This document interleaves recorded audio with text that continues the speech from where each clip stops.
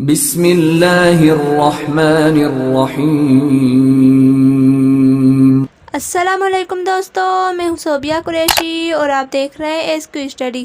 اس video میں آپ کو یہ بتاؤں گی کہ حضرت عیسیٰ علیہ السلام کے اس دنیا سے جانے کے بعد دنیا کے حالات کیسے ہوں گے اور دنیا میں کیا کیا ہوگا، اور سورج کے مغرب سے نکلنے کے کتنے عرصے بعد سور پھونکا جائے گا۔ تو چلیے ویڈیو کا آغاز کرتے ہیں۔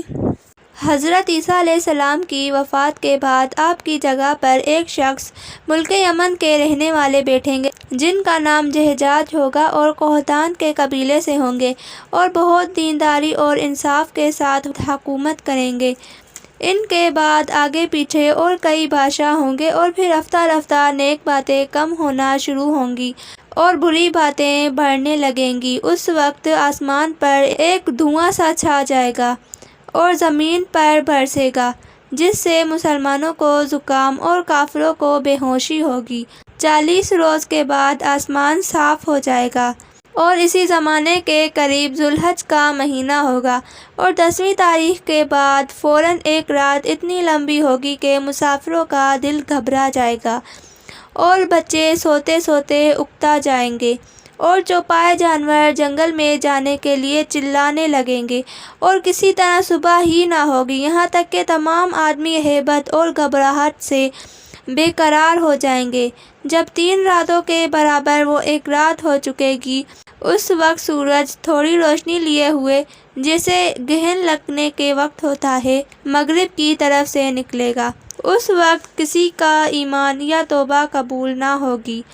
جب سورج اتنا اونچا ہو جائے گا جیسا کہ دوپہر سے پہلے ہوتا ہے، پھر خدا تعالیٰ کے حکم سے مغرب کی طرف لوٹے گا اور دستور کے موافق غروب ہوگا۔ پھر ہمیشہ اس قدیم قاعدے کے موافق روشن اور رونق دار نکلتا رہے گا۔ اس کے تھوڑے ہی دن بعد صفا پہاڑ جو مکے میں ہے زلزلہ آ کر پھٹ جائے گا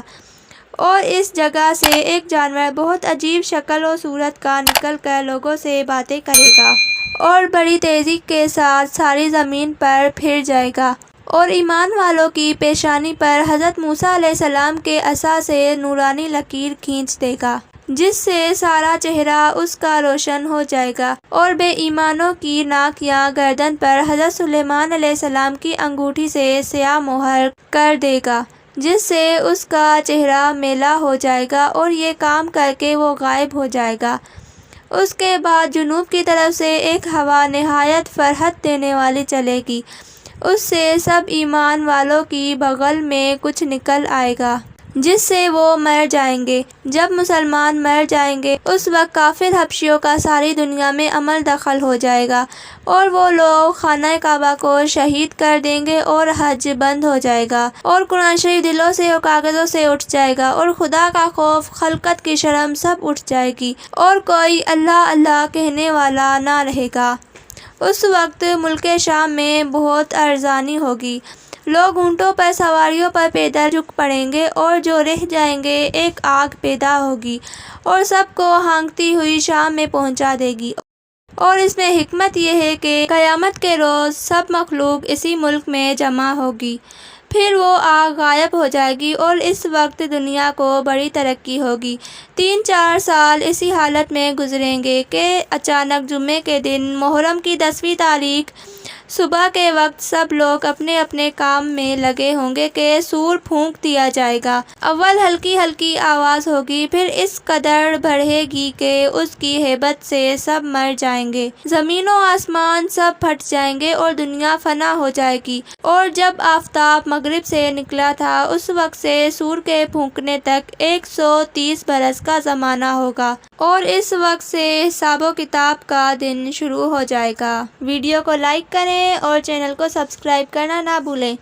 تاکہ اس طرح کی معلوماتی ویڈیوز آپ تک پہنچتی رہیں۔ شکریہ۔